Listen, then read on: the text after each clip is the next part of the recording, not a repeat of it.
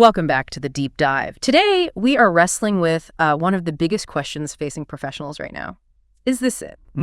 If you're a high-performing individual who's built a successful career, maybe you've hit all the milestones, you have the title, the security, all the experience, but you still feel that creeping, unsettling sense of stagnation, then this deep dive is specifically for you. Exactly. We are looking squarely at let's call it the necessary discomfort of the mid-career crisis. Right. This is a crucial inflection point, often called the difficult middle miles of the professional marathon.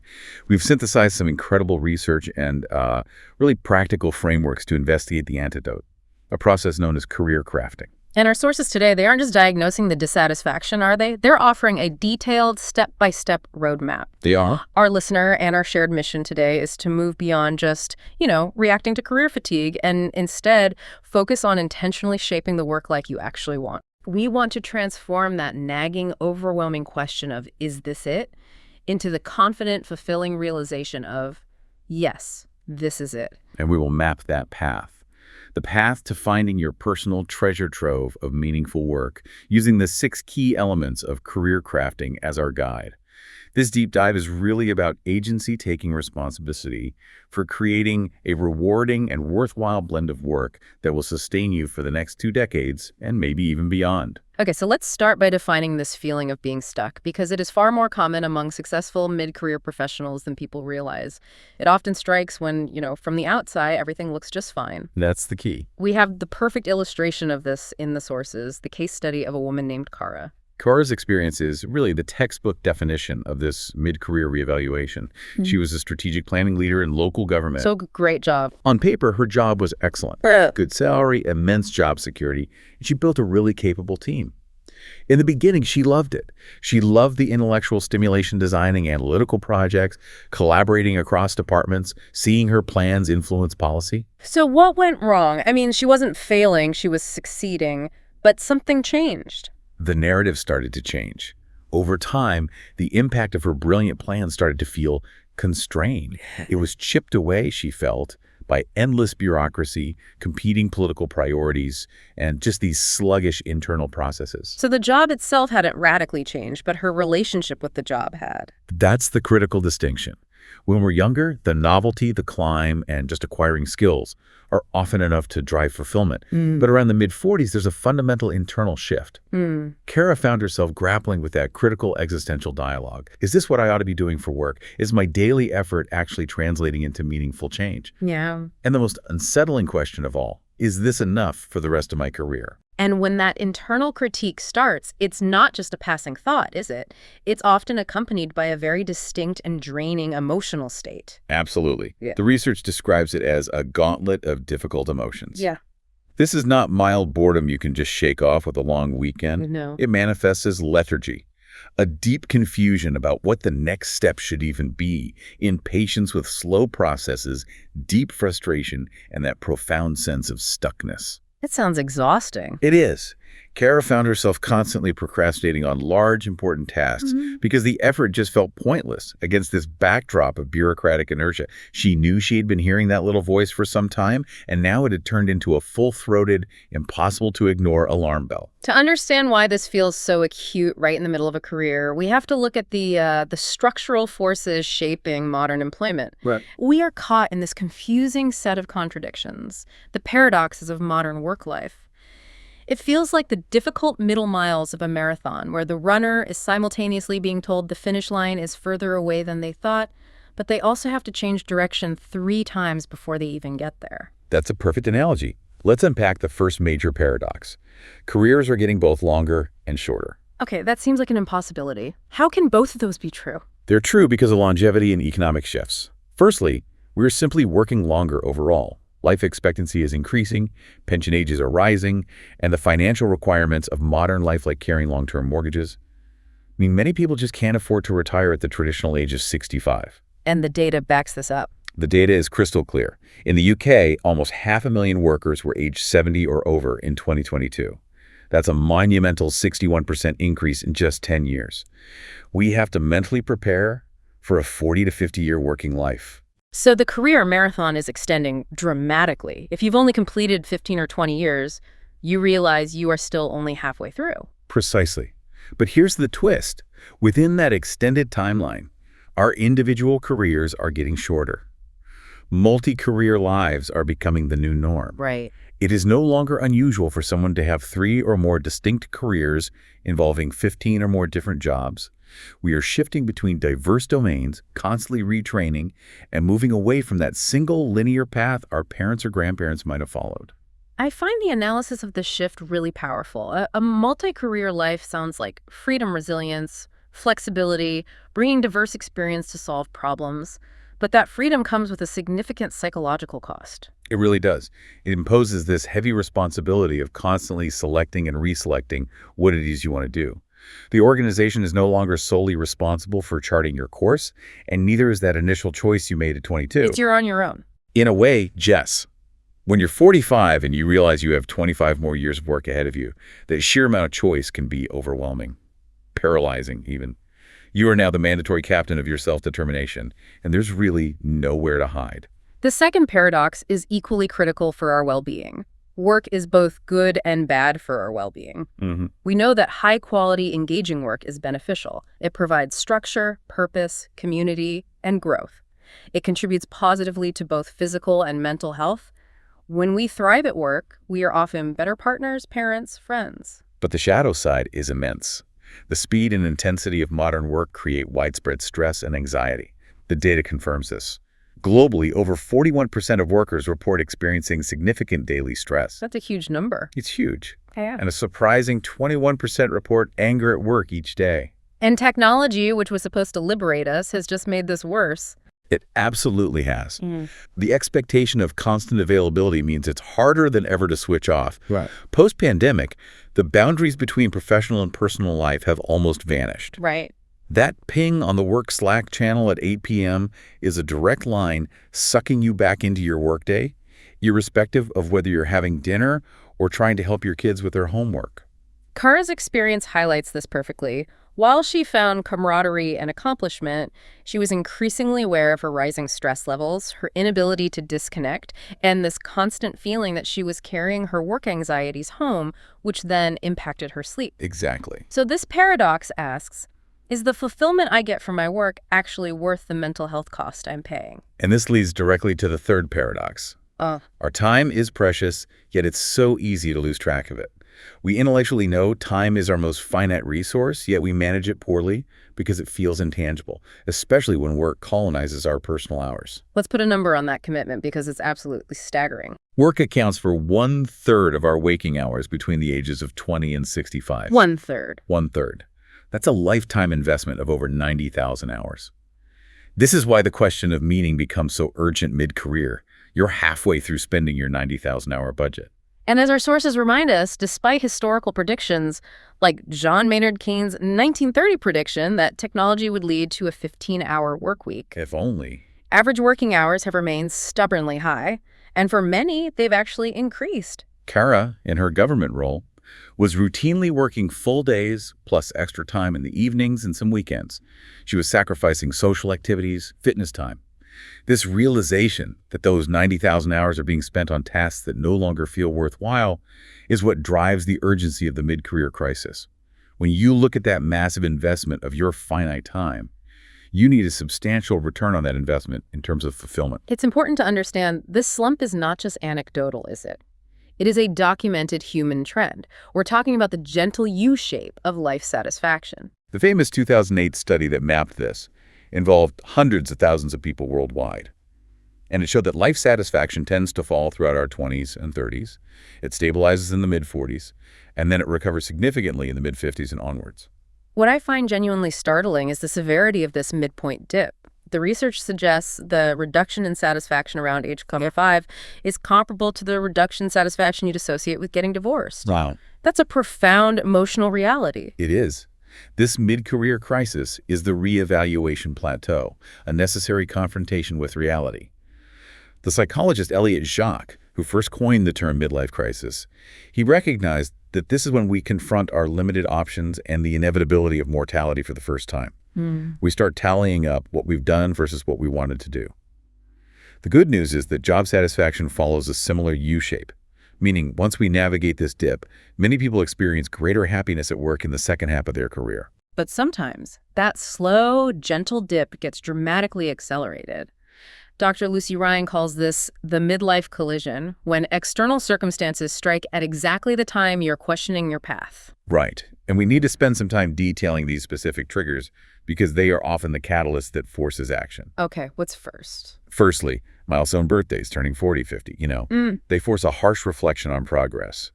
Are you where you thought you'd be when you were 25? Then you have major shifts in family structure. Starting a family splits your time and energy. It demands compromises on career ambition. Conversely, not becoming a parent, whether that's through choice or dealing with infertility or loss, can throw your initial life expectations into profound question, forcing a reevaluation of what legacy looks like. And of course, divorce or separation. The end of a major relationship requires a complete reassessment of financial stability, domestic arrangements, life goals. It's a spotlight on what really matters, often creating both new constraints and sudden, scary flexibility. Another unavoidable factor is health. Physical health scares, even minor ones or a serious diagnosis for ourselves or a loved one, are powerful reminders that our bodies have limitations. This wear and tear forces us to reassess the sheer effort we're putting into our work versus our quality of life. And in a high-stress world, stress and mental health issues are increasingly common triggers. If 25% of adults experience poor mental health yearly, and work is the primary source of that prolonged anxiety, the fulfillment exchange rate is suddenly scrutinized. Is the job truly worth making myself ill? Two more huge triggers are tied to organizational reality. Organizational change redundancy, major restructures, or a new CEO.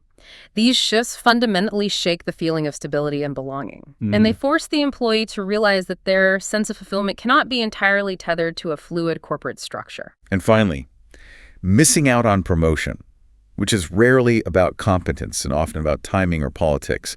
That can lead to deep questions about our value to the organization and whether we've hit a ceiling. These triggers, when they collide, make that simple internal question, is this it? An urgent demand for change. Heeding that uncomfortable call is the necessary first step toward crafting a smarter, more personalized career. Okay, so if that creeping dissatisfaction is the problem, our sources are definitive. Meaningfulness is the solution, or at least it's the primary ingredient in the solution. Absolutely. Kara's ultimate shift from abstract strategic planning to a service delivery team giving her direct impact on residents, it confirms this. The new job felt real, concrete, and it directly utilized her strengths in an energizing way. That realization, that meaningfulness is the key, is transformative for so many mid-career professionals. And the demand for meaningful work is clearly not slowing down. In 2016, 74% of professionals felt it was essential that their work was meaningful. By 2022, that figure jumped to 84%. For many, especially those in this reevaluation phase, meaningfulness now often eclipses traditional factors like pay, or working conditions, or promotion opportunities. This rising demand is really underscored by the consequences of lacking meaning.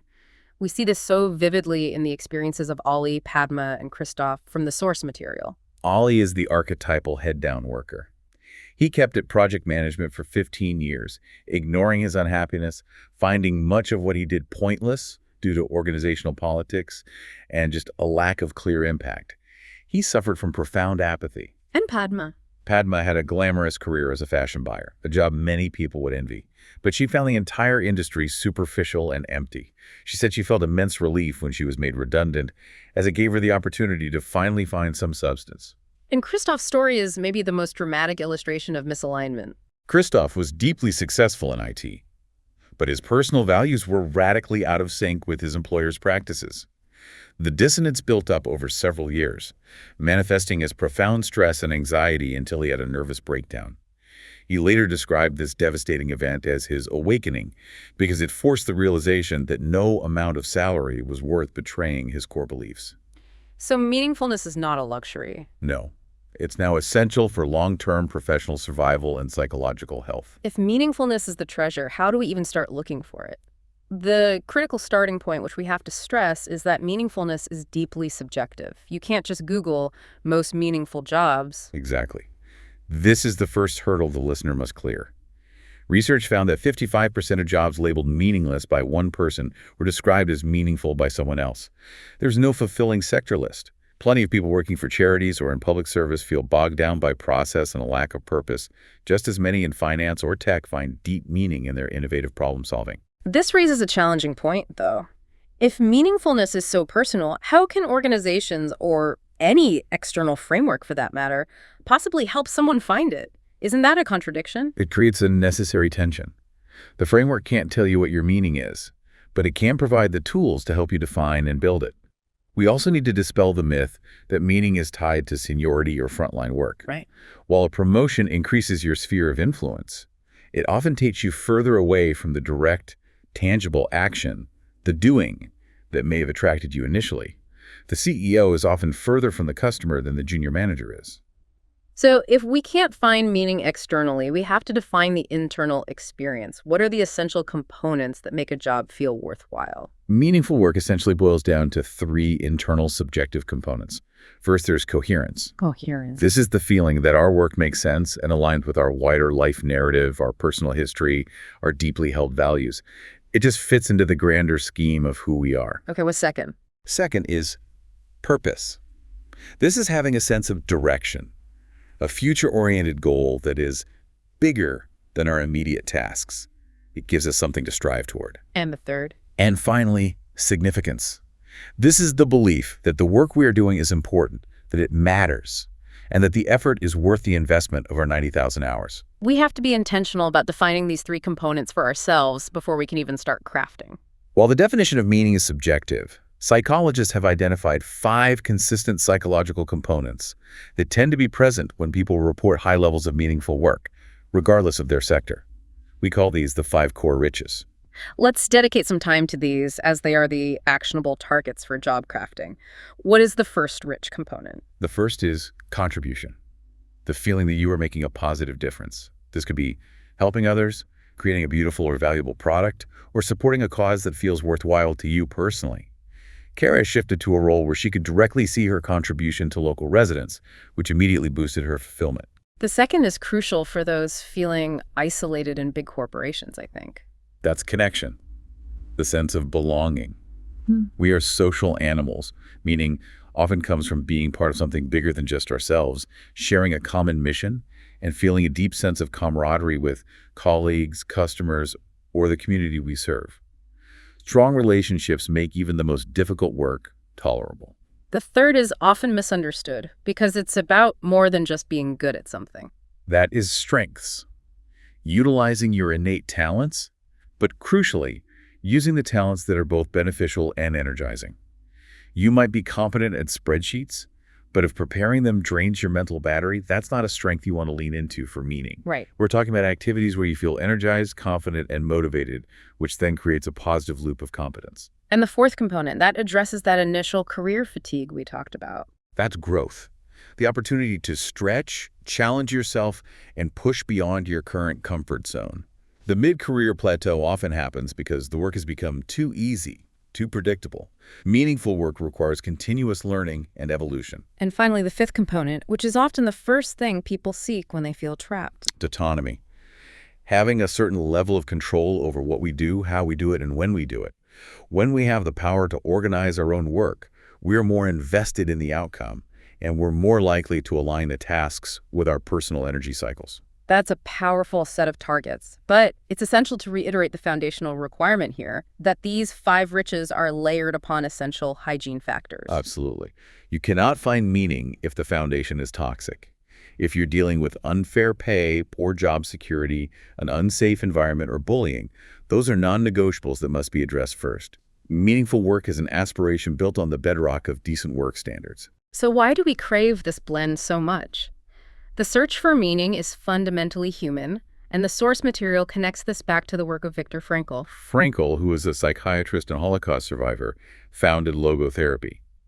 And he wrote that the deepest human desire is the search for meaning and purpose.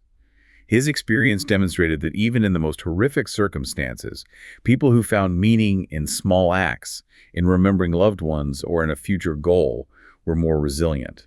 We are, in a way, biologically and psychologically hardwired to seek significance. And this brings us to the 2 types of happiness that psychologists study, the distinction between hedonic and eudaimonic happiness. Right. Hedonic happiness is the pursuit of pleasure, Feeling good, enjoying moments of gratification. It's necessary, but it's often fleeting. Eudaimonic happiness, conversely, is the pursuit of purpose, meaning, and virtuous living. It is the deeper, more sustained satisfaction derived from realizing your potential and contributing to something important. Meaningful work is the single strongest driver of eudaimonic happiness. And the benefits of that eudaimonic fulfillment, they ripple outward, don't they? They translate directly into performance, what our sources call the performance riches. They do. Meaningful work is the strongest single driver of employee engagement, even more powerful than salary or the approach of senior leadership. Highly engaged workers are naturally more productive and perform better, and this creates a remarkable positive feedback loop. How so? Well, better performance leads to greater competence, which often unlocks further autonomy and growth opportunities, which then increases fulfillment, and so on and so on. And it benefits the entire organization. People who find their work meaningful are conscientious, they display greater altruism, they share knowledge more readily with colleagues, and they're generally more creative. They take fewer days off and show higher retention rates. This is why organizations should care about this framework. But we must place a necessary caveat here, which we'll come back to later. This increased commitment is a double-edged sword. That deep sense of purpose can sometimes lead straight into overwork and burnout because you care too much. That's the tension we have to navigate. Okay, so we've defined the problem, we've identified the goal, which is meaning. Now we need the map, and the answer is career crafting. This isn't a philosophy, it's an intentional practice. We can't rely on chance or wait for a headhunter to find our personal treasure. We must proactively shape our work to achieve fulfillment that lasts. And this shaping process is complex because meaning itself is nuanced. We need to understand the texture of meaningfulness before we start crafting. The sources highlight 5 key qualities. First, it's poignant. Meaning comes in the lows, the frustration, the difficulty, the challenge, as much as the highs. Think of a nurse supporting a family through loss. That moment is profoundly meaningful, but it's also deeply difficult. Right, it's not just about feeling good. No, it's also episodic. It fluctuates. Organizational politics, a bad boss, or a global pandemic can make work feel less meaningful for a time. It's not a constant state. It's reflective too, isn't it? Yes. Synod, a freelance translator, only truly appreciated her job's value after she explored and ruled out other avenues. We rarely notice meaning in the moment. It's easier to see when we look back and connect the dots. Then there's self-transcendent. Meaning it often feels most powerful when it impacts others. When the meaning goes beyond the self, like the architect Quentin seeing his design help a community. And finally, it is deeply personal. It connects directly to our wider life experiences. Isabel, who worked for an elderly care service, found her job more rewarding when her own grandmother was hospitalized. That personal connection deepened the professional significance. Understanding those nuances prevents us from chasing some perfect, permanent state of meaning. It allows us to build a robust, sustainable career. But before we jump into the steps, we have to acknowledge that while crafting is individual, it happens within a cultural and organizational context. For instance, meaning is interpreted differently around the globe. Western cultures tend to focus on individualistic meaning, autonomy, personal growth. Whereas Eastern cultures often favor a more collectivist approach, emphasizing harmony, social contribution, and one's defined role in the community. And for developing countries, the foundation of financial stability and security often eclipses these abstract concepts of purpose. These differences highlight why organizations should facilitate meaning, but absolutely cannot impose it. Imposed meaning just feels hollow. The goal is to provide fertile ground. And our sources highlight that this facilitation happens across 5 levels. What are they? Task, job, team, relationships, and the organization as a whole. We see this comprehensive approach in the example of Felipe, who works for a large social housing company. Right. Felipe found meaning facilitated at the task level by being allowed to work directly with customers and solve tangible problems.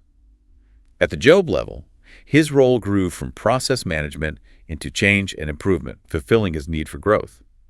His team was highly collaborative, which speaks to connection, and he genuinely believed in the organization's vision, which is significance. So career crafting, ideally, is a shared endeavor. But the impetus for change has to always start with the individual taking personal responsibility. Always. Let's look at the map itself. Career crafting is a dynamic practice, not a static philosophy. It involves 6 non-linear, iterative elements that build upon one another. The journey begins with 1. Heed the meaningful work wake-up call. That initial moment of recognizing the stuckness. Step 2. 2, shape your purpose, actively designing a directional compass for yourself. 3 is tweak your current role, small, immediate adjustments, or job crafting. And then it gets bigger. 4 is explore and experiment with bigger shifts, taking systematic, proactive action outside your comfort zone.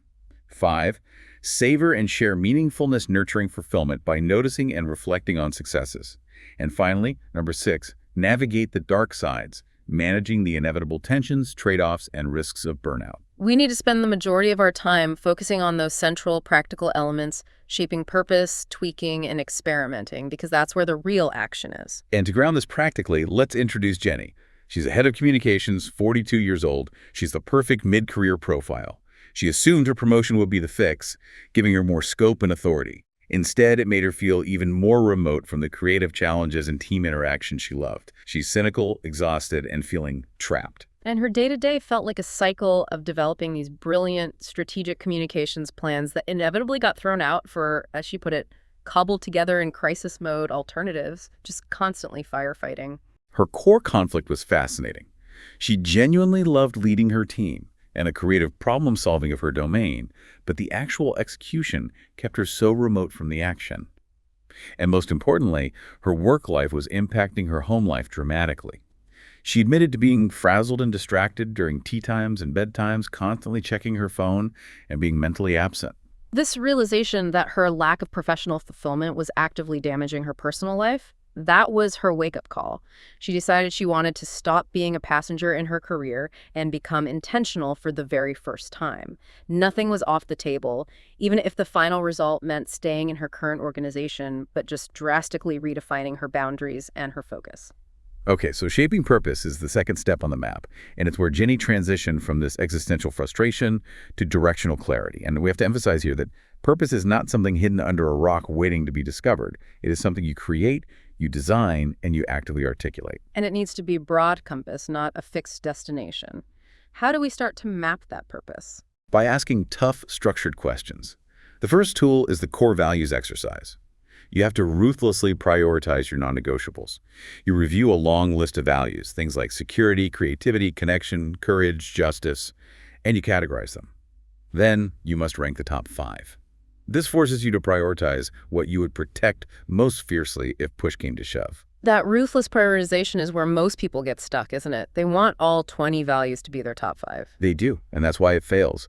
If everything is a priority, then nothing is. Forcing a rank order helps you see the inevitable trade-offs. For Jenny, her top values included family, purpose, friendship, and intriguingly, legacy, which she connected to developing people and leaving organizations in a better place than she found them. And the second exercise is the best possible self-visualization. This is a visualization exercise where you project yourself 10 years out, living your most fulfilling life, working in line with your values, and achieving your goals. It's crucial because it helps you move past the internalized oughts and shoulds, the expectations placed on you by your parents or society or previous employers, and tap into what you genuinely desire. It generates attainable scenarios. Jenny found this exercise particularly useful because it surfaced a major tension. She wanted to be present at home with her family, but she also wanted to maintain the high importance of her professional identity. She didn't want to just be mom, and she also needed financial security. Navigating those tensions led her to a much clearer purpose. She wanted her professional life to be dedicated to improving customer communication with a focus on community and environmental impact, and critically, dedicating more time to helping others develop their own skills. That tied directly back to her newly identified value of legacy. That purpose was her new compass. Once you have that compass, you don't immediately quit your job. The smart move is element 3, testing the new direction by making small, immediate tweaks to your current role. This is the practice of job crafting. Job crafting is immensely powerful because small, intentional adjustments can have a disproportionate impact on fulfillment. It's like tending to your garden before you decide to move house. You can start today without permission, and the risk is minimal. Let's detail the 3 types of crafting, starting with the tasks themselves. The first is task crafting, adjusting the boundaries of your core work. This means doing more of what you love and finding ways to deprioritize or delegate the draining activities. If you love data visualization, but you hate writing reports, find a way to make data V's 70% of that task. Jenny realized she needed to utilize her strengths and creativity more, which meant carving out time for hands-on, campaign-specific brainstorming rather than just attending high-level strategic meetings. The second type is highly dependent on social connection. That is relationship crafting, changing who and how you interact. This might involve volunteering to mentor new joiners, which aligns with Jenny's legacy value, or spending time with end customers to gain deeper perspective, or just being intentional about who you seek advice from. We have the example of Anya, a recruitment consultant who felt isolated. She job-crafted by putting herself forward to work on a long-term, strategic client project, which satisfied her desire for deeper connection and contribution. It transformed her view of her role. The third type of crafting, purpose crafting, is perhaps the most immediate way to alleviate that cynicism. Absolutely. Purpose crafting or cognitive crafting is simply reframing how you see the role. Jenny, prone to cynicism, viewed her communications work as putting lipstick on pigs, a cosmetic exercise over fundamental problems. But the reframed, crafted purpose was seeing her work as simplifying complexity and enabling service use. If citizens can understand government policy because she communicated it clearly, she has enabled service, safety, and community function. That cognitive shift, viewing her job as essential infrastructure rather than cosmetic dressing, provided immediate relief and fulfillment. It aligned her daily tasks with her new purpose. And Jenny implemented concrete tweaks. She shook up her team's one-on-one meetings, dedicating 30% of the time to career and skill development, fulfilling her legacy value through task crafting. She also proactively indicated her interest in leading the customer workstream in a massive upcoming organizational change project, which aligned her current job with her new customer-focused purpose. The practical key here seems to be using the play to your strengths exercise. Yes. This exercise is necessary because we so often confuse competence with strength. You might be competent at conflict resolution, but if it completely exhausts you, it's not a good source of fulfillment. Jenny realized she was overusing her strength and diligence, working too hard on non-impactful tasks, and needed to focus on using her creative people development strengths more intentionally. Job crafting is like the multivitamin that boosts job satisfaction, engagement, and even physical health, even if it's just a stopgap before a larger career shift. So what if tweaking the current role isn't enough? Element 4 requires more radical action. Systematic experimentation. This means intentionally leaving the comfort zone to test assumptions and embracing nonlinear learning. This is the hardest step for many mid-career people because it involves risk. The crucial concept that governs this step is proactivity, summarized beautifully by the Lux surface area formula. Conversations plus experiments. Opportunities. Let's break that down because that's an impactful nugget of knowledge. How does this formula actually work to generate opportunities? It explains the mechanism of luck. If you only conduct experiments, say, taking online courses or reading books, without having conversations, you learn things, but nobody knows you're looking, so very few opportunities come your way. You are a highly skilled but hidden professional. Right. Conversely, if you only have conversations, networking, telling people what you want, but haven't backed that up with experiments, people will sense a lack of concrete direction or commitment. But when you combine them, when you are actively learning new skills or testing new fields and you are talking to people about those activities, you dramatically increase the surface area for serendipity. People hear your interest, they know you've already invested effort, and they connect you to the right opportunity, whether that's a new client, a new role, or a mentor. You have to actively talk about what you are doing to invite opportunities. The experiments themselves can vary wildly, attending a conference, a short evening course, taking on a side project, or a formal second appointment. The key is to run multiple experiments to test your assumptions in practice, not just in theory. We see the power of phased commitment in Tessa's journey into psychotherapy, which was a massive shift from 20 years in technology. Tessa didn't just leap, she phased it out over years. She started by researching routes and talking to friends who had retrained. Her very first experiment was committing to a short evening taster course. Small step. A very small step.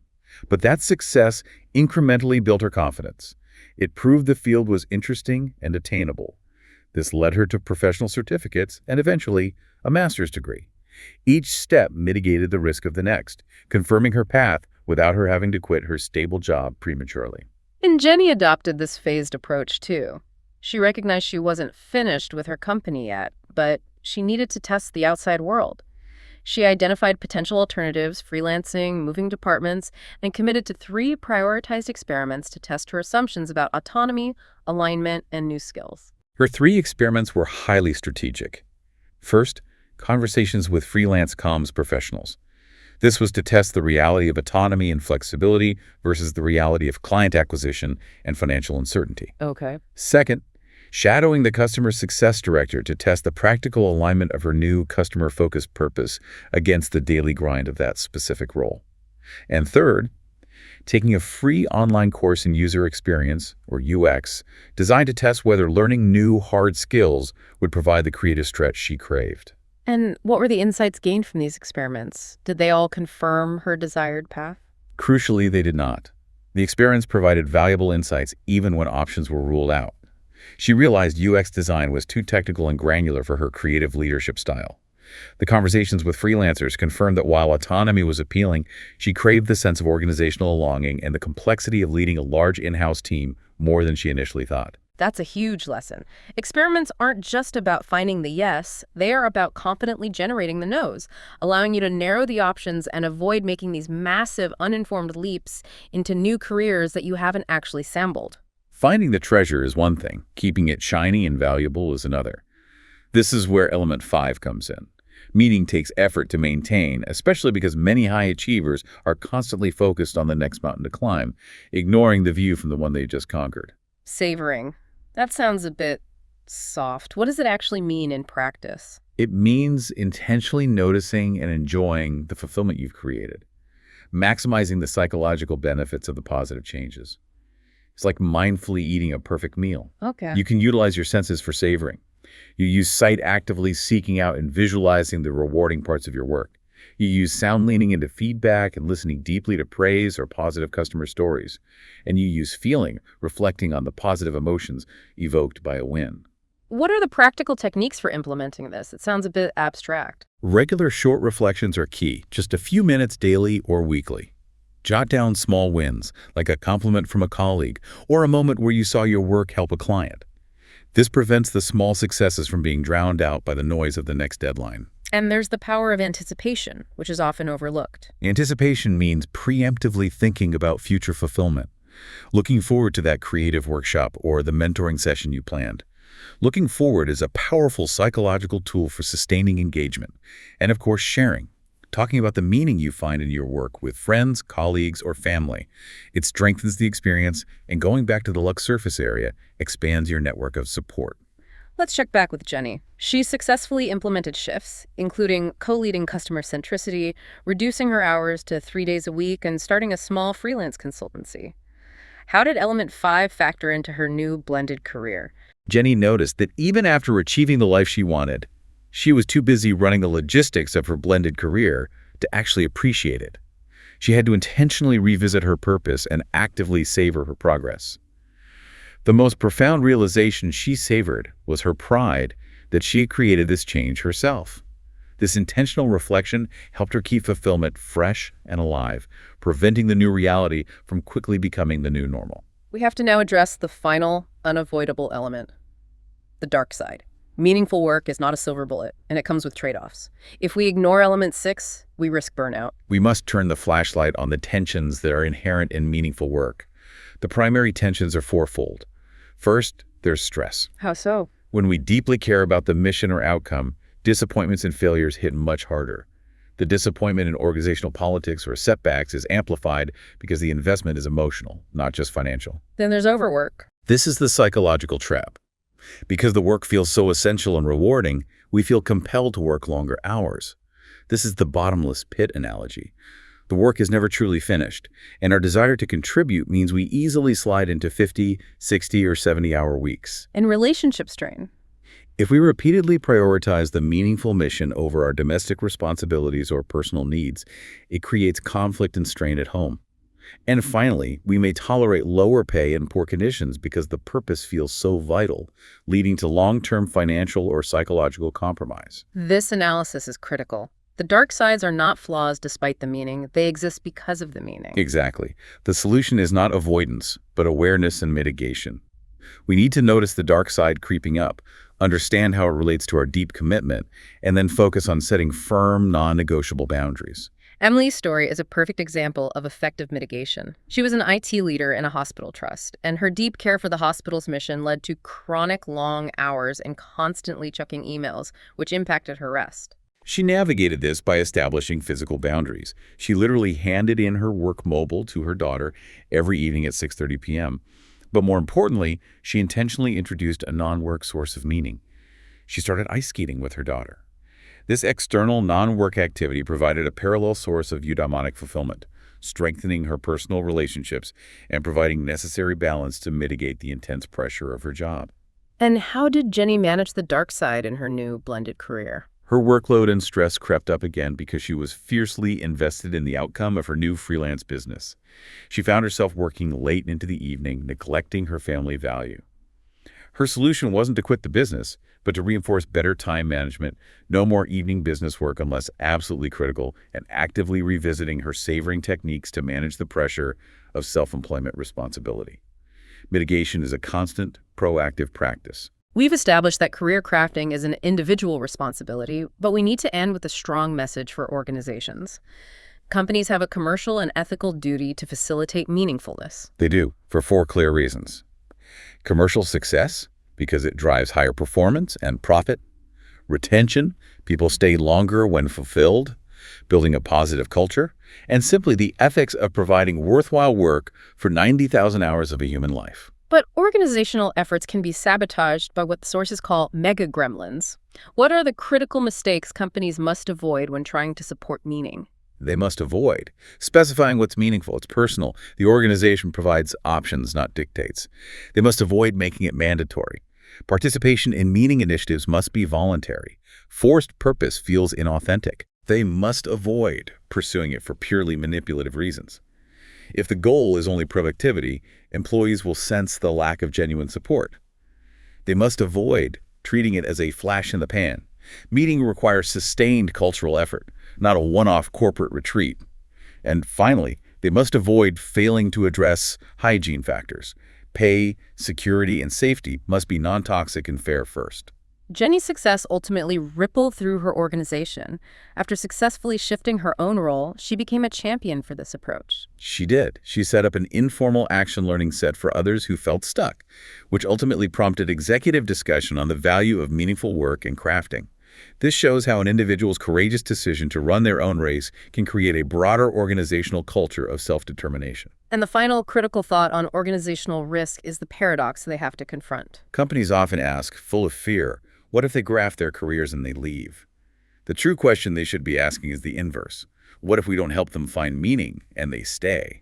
Unmotivated, cynical, and performing below their best. Exactly. The alternative is a high-performing, engaged workforce who use their crafting skills to sustain their own purpose within the organization for the long term. We have completed an exhaustive deep dive into charting a more rewarding work life. The core takeaway is that the mid-career crisis, that feeling of stuckness and the question of, is this it, is not a failure. It's an inevitable, necessary inflection point. And career crafting provides the intentional tools to navigate that point. The courage to heed the call, the clarity to shape your purpose, the ingenuity to tweak your current job, the proactive spirit to explore with experiments, the discipline to savor the wins, and the wisdom to navigate the inevitable dark sides. Jenny's 18-month journey proves that this practice leads to agency, energy, and a rewarding, personalized blend of work activities. The journey is inherently personal, but remember the principle. You need to run your own race, craft your own career. And you do not have to do it alone. Building your career, crafting crew coaches, mentors, trusted friends, provides essential accountability and support. We encourage you to focus your mind on opportunity rather than fear, because engaging the brain's reticular activating system on possibilities will actually help you seek and find the connections you need. The source material concludes that few things in life are both easy and worthwhile. Considering the depth of planning, reflection, and experimentation that Jenny undertook to realize her balanced, blended career, we leave you with one final provocative thought to consider. What single, intentional, non-easy step will you commit to taking this week to ensure you move closer to your own purposeful work life? Get crafting. We'll see you on the next deep dive.